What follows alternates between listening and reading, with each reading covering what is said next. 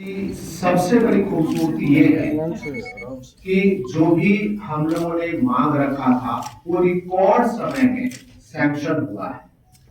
इतने जल्दी सैंक्शन की एक अद्वितीय ये एक अद्वितीय मिसाल है। मैं आपको अवगत करना चाह रहा हूँ जो हम लोगों ने मांग रखा था। पहला कि भागलपुर नगर निगम के अंतर्गत बहुत से रेलवे लाइन पर आरओबी का निर्माण किया जाएगा। इसमें सैंक्शन 125 करोड़ 85 लाख रुपए की स्वीकृति प्रदान कर दी गई है। अवकाश हम लोग इसमें शीघ्र ही प्रारंभ करेंगे और ये आरओबी बन जाने से भागलपुर रेलवे स्टेशन से जो अंतर्राष्ट्रीय बस अड्डा जहाँ हम लोग प्रपोज किए हैं वहां जाने में काफी सुविधा होगी और लोगों को यातायात में काफी आसानी होगी। अंतर्राष्ट्रीय बस अड्डे का निर्माण के लिए जो 15.5 भूमि पे हम लोगों ने प्रपोज किया था उसमें 14 करोड़ 81 लाख रुपए की स्वीकृति मिल गई है हम लोगों को और उसमें घोषित की प्रक्रिया जारी है। नौरसिया मंडल में स्पोर्ट्स कॉम्प्लेक्स के निर्माण के लिए हम लोगों ने अनुरोध किया था जिसमें कि 4 फरवरी 2025 को ही एक को माननीय मुख्यमंत्री महोदय आए थे और 4 फरवरी 2025 को ही 24 करोड़ 79 लाख रुपया की स्वीकृति प्रदान हो चुकी है जिससे कि काफी खिलाड़ियों को लाभ मिलेगा। जवाहरलाल नेहरू मेडिकल कॉलेज और अस्पताल में या इस पूरे जोन में कहें, पूरे जोन में 11-12 जिलों के जोन में कहें तो कहीं भी कैंसर अस्पताल की सुविधा हमारे पास डेडिकेट नहीं थी, जिसमें कि ये माननीय ने घोषणा किया था और इस पर कार्रवाई शुरू हो चुकी है। नाथनगर प्रखंड में चंपा नदी के अपस्ट्रीम में गोलियारी नदी पर जो चेक डैम है वो 5 फरवरी 2025 को ही 8 करोड़ 30 लाख रुपए की स्वीकृति दी जा चुकी है। और सुल्तानगंज में जो जहाज घाट के निकट 17 एकड़ भूमि को लेकर के हम लोगों ने अनुरोध किया था कि रेलवे भूमि है उसमें भी ये कई पत्राचार हो चुके हैं और ये बहुत जल्द ही हमें भूमि प्राप्त हो जाएगा जिससे पर्यटकीय सुविधाओं का काफी विकास होगा। यहाँ गोलाडीह प्रखंड में सरकारी भूमि पर जो औद्योगिक क्षेत्र का विकास के लिए इसमें काफी तेज गति से प्रक्रिया हमारी चल रही है, बहुत जल्द हमें मिलेगा। भागलपुर में जो नए ग्रीनफील्ड हवाई अड्डे का निर्माण के लिए भारत सरकार को अनुरोध पत्र जा चुका है, तो अब जो सर्वे की टीम है और सर्वे की टीम के अलावा जो कई अतिरिक्त कार्रवाई है बहुत जल्द होगा। जो वर्तमान हवाई अड्डा है हमारा पुराना हवाई अड्डा जहां की छोटे विमानों के संचालन हेतु तो उसको उड़ान स्कीम में शामिल किया जा चुका है, भारत सरकार को पत्र दिया जा चुका है। और इसके अलावे तिब्बती बीरपुर शाहकुंड कहलगांव सबौर नवगछिया एवं सदमुला में नए प्रखंड सह अंचल कार्यालय भवन का निर्माण तथा ये स्वीकृति प्रदान कर दी गई है मंत्री परिषद द्वारा। और गोलाडीह नाथनगर नारायणपुर इस्माइलपुर में कार्यालय भवनों के साथ आवासीय परिसर के निर्माण की स्वीकृति प्रदान की जा चुकी है। तो सबसे खास ये इतनी चीजें हैं और आपको कई ऐसी चीजें हैं जो मैंने रिपीटेडली आप लोगों से कहा था कि एक बड़ा तोहफा मिलेगा, मैं आपको बताना चाह रहा हूँ। जल संसाधन विभाग के तरफ से हमारा इस्माइलपुर बिचौली में जो ब्रिज हो गया था उस पर 38 करोड़ 18 लाख रुपए की स्वीकृति मिल गई है, तो मजबूत होगा हमारा।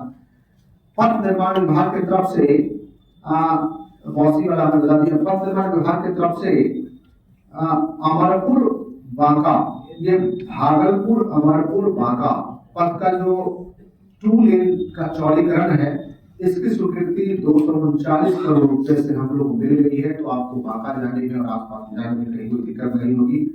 और बहुत बड़ी चीज कि सुल्तानगंज तारापुर संग्रामपुर बेलहर कटोरिया चांदन दर्दमारा तक का जो रोड का चौड़ीकरण है 534 करोड़ 53 लाख रुपए की राशि की स्वीकृति दे दी गई है, जो हमारे श्रद्धालुओं के लिए बहुत बड़ी चीज होगी। और एक दूसरा पथ उसमें भी जो उसी को 2 पार्ट में करके किया गया है, सुल्तानगंज तारापुर संग्रामपुर बेलहर कटोरिया चांदन दर्दमारा में पार्ट 2 के लिए भी 385 करोड़ 47 लाख रुपए की स्वीकृति दे दी गई है। तो ये बहुत बड़ी चीज है हमारे भागलपुर के ओवरऑल डेवलपमेंट के लिए और इस पे मैं समस्त जिला वासियों को शुभकामनाएं देता हूँ और बधाई देता हूँ कि हमारा भागलपुर निश्चित रूप से बहुत जल्द एक अलग रूप में उभरेगा। और सबसे खास बात वही मैं रिपीट करूंगा कि रिकॉर्ड समय में 1 माह से कम अवधि के समय में कई स्कीम में तो आपको जो प्रपोजल गया है माननीय के मुख्यमंत्री महोदय के आगमन के 3 दिन के अंदर में 4 दिन के अंदर में स्वीकृति मिली है। तो मैं समस्त जिला वासियों को इसके लिए शुभकामनाएं बधाई देता हूँ। भागलपुर के समीक्षा भवन में जिलाधिकारी डॉक्टर नवल किशोर चौधरी की अध्यक्षता में एक हम बैठक रखी गई, जिसमें विभिन्न प्रखंडों में पंचायत सरकार भवन के निर्माण व विकास को लेकर कई समस्याएं आ रही हैं, जिससे आम जनों को भी परेशानियों का सामना करना पड़ रहा है। साथ ही इसकी रिपोर्ट जल्द से जल्द विभाग को भेजना है, जिसको लेकर एक बैठक रखी गई। विभिन्न प्रखंडों में पंचायत सरकार भवन के निर्माण व विकास को लेकर कई समस्याएं आ रही थी। इसको लेकर सभी प्रखंडों के एसडीओ, डीपीआरओ और समस्त जगह के मुखिया को बुलाया गया था, जिसमें हर प्रखंड के भवन निर्माण को लेकर कई बिंदुओं पर वार्ता हुई, ताकि जिन प्रखंडों में जो भी परेशानियां हैं उसे जल्द से जल्द पूरा किया जाए, ताकि पंचायत सरकार भवन निर्माण को समय रिपोर्ट भेजी जा सके और आम जनता को इसका लाभ मिल सके।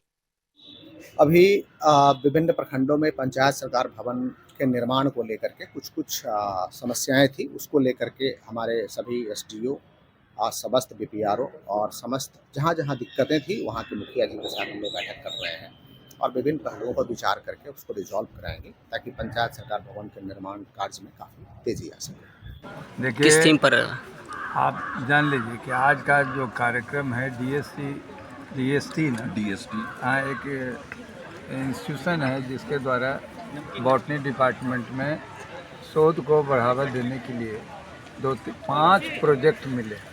अब 5 पर काम चल रहा है, लेकिन आज मुख्य रूप से जो कार्यक्रम था उद्घाटन, वो था, आपने सुना होगा कि केला में जो बहुत सारे रोग पनपते हैं, हाँ ना, गलुआ रोग, है ना, उसको कैसे हम दूर कर सकते हैं, मशरूम का ज़्यादा उत्पादन कैसे किया जा सकता है। तो केले और मशरूम के संबंध में जो सरकार से पैसे जो दिए जा रहे हैं उस पर शोध किया जाएगा और केले की उत्पादकता को कैसे ज़्यादा बढ़ाई जाए, मशरूम को कैसे ज़्यादा अच्छा क्वालिटी का उत्पादन किया जाए, इस पर जो है ना अलग से शोध किया जाएगा।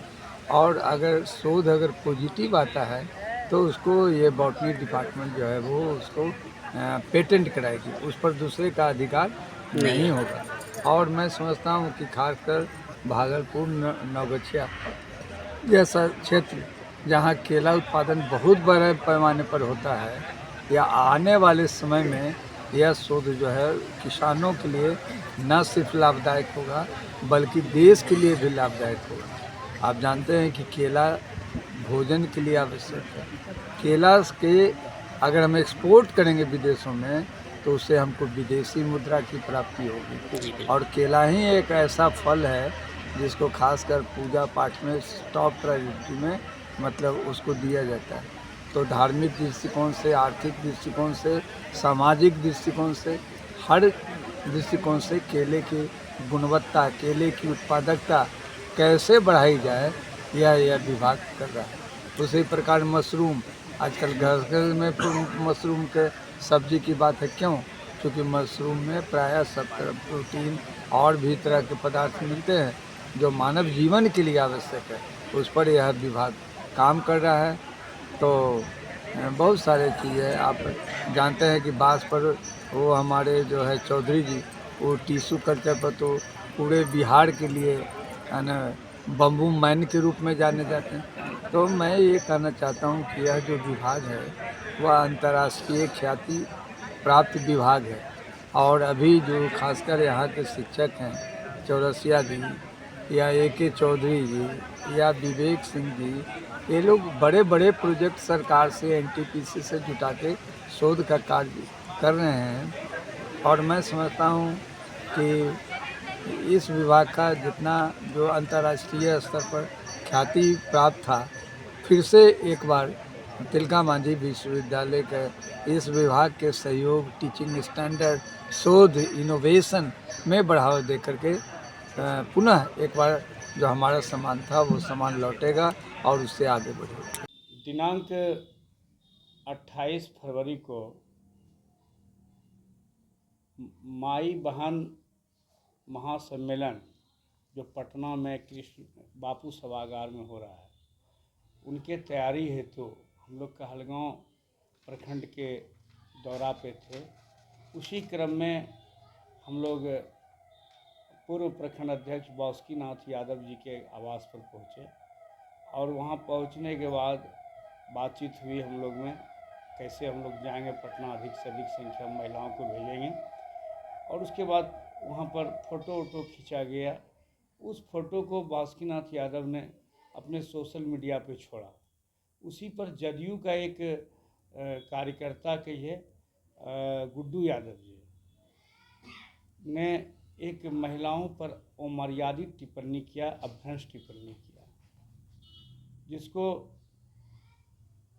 रात में हमारे महिला जिला अध्यक्ष के पति श्री विकास जायसवाल जी ने हमको दूरभाष पे सूचना दिया कि देखिए ऐसा हो गया है सर।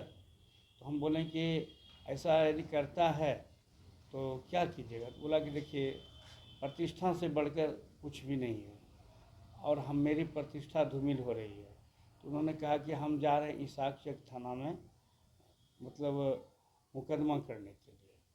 तो हम बोले कि ठीक है, हम भी आ रहे हैं। हम आए और ये लोग इसाक चक थाना चल चुका था पहले, और इसाक चक थाना से लौट के आया तो हमसे मुलाकात हुई। उन्होंने कहा कि प्रशासन का कहना हुआ कि जदयू शब्द को पहले हटा दीजिए। मैं जब कहलगांव से आई, मुझे पता चला कि गुड्डू यादव जी ने आपत्तिजनक पोस्ट मेरे लिए डाला है, कमेंट्स डाला है। तो मैंने इसाक चक थाना में जाने का काम किया 9 बजे। तो वहाँ गई तो बोले कि उसमें आप सिर्फ जदयू हटा दीजिए और तब हमको आवेदन आप दीजिए। तो हम बोले कि हम ये क्यों हटाएंगे जदयू, जबकि जदयू के कार्यकर्ता तो उनका तो नाम देना ज़रूरी है। तो वो बोले ठीक है। अब फिर वो उस दिन नहीं लिए, 1 तारीख को वो मेरा केस लिए। केस लेने के बाद क्या, जब हम गए उनसे कि आप आगे क्या क्या रजिस्टर किए कि नहीं किए, तो वो बोले कि ये सारा अवेलेबल सेक्शन है, इस कोई बड़ी बात है नहीं। और आईओ भी दिए, ऐसी महिला आईओ दिए जो कि हमको बोले कि आज ये आपकी आईओ 10 दिन के छुट्टी पे जा रही है।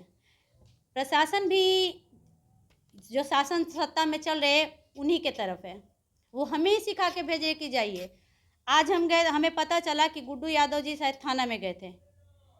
थाना में जाकर वो पेपर निकाले कि हाँ कौन सा सेक्शन दिए नहीं दिए। वो कल का ही 1 तारीख को ही दिख गए हैं, लेकिन प्रशासन कुछ नहीं बोले कि कोई नहीं आया। जबकि हमको पता चला कि वहाँ पे गुड्डू यादव गए हैं, लेकिन वो बोले कि क्या हुआ, आके वो ले सकते, सारा अवेलेबल सेक्शन है थाना से, वो बेल ले सकते हैं। मतलब ऐसा कैसे हो सकता है, जो गुड्डू यादव यहाँ पे आके चलेगा और आप लोग कुछ नहीं किए। तो बोले वो आके ले सकते हैं थाना से। मुझे ये कह के वहाँ से भेज दिया गया। कितना लगता है कि महिला सुरक्षित है? एकदम सुरक्षित नहीं है।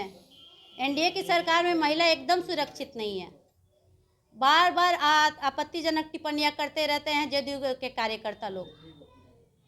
ये डबल इंजन की सरकार चलने वाली है नहीं, इनको छोड़ देना चाहिए। अपना शासन गद्दी नीतीश कुमार जी को अपना इस्तीफा दे देना चाहिए, उनसे अब ये सरकार चलने वाली है नहीं। परिचय आपका? सीमा जायसवाल, महिला जिला अध्यक्ष, राष्ट्रीय जनता दल भागलपुर।